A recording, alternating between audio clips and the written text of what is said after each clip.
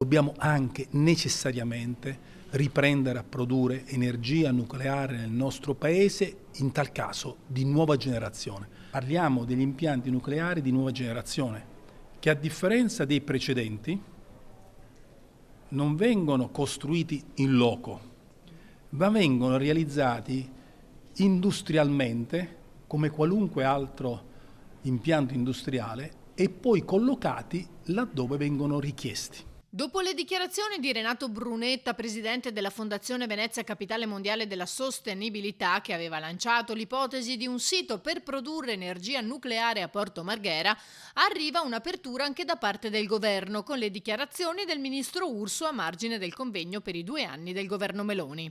Certo. A Porto Marghera, dopo che siano di costruzione, ma la Confindustria ci ha detto che vuole fare richieste in tutto il territorio nazionale per collocarli accanto all'impresa nei distretti industriali e consentire alle imprese di poter competere con le altre imprese europee e di continuare a mantenere un livello di benessere e il lavoro e l'occupazione nel nostro Paese. Più cauto il consigliere regionale Villanova, che teme si possa in questo caso utilizzare il Veneto come miniera energetica per il resto del paese. Dobbiamo affrontare il tema senza preconcetti, dobbiamo pensare ad avere approfondimenti tecnici, scientifici che evidenzino il rischio zero per il territorio.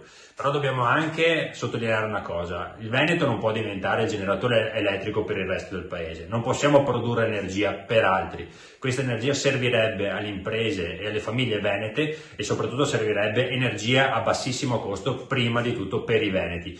Allora, se vogliamo parlare di una centrale nucleare in Veneto, ecco, dobbiamo partire da questi presupposti: energia a basso costo soprattutto per i veneti.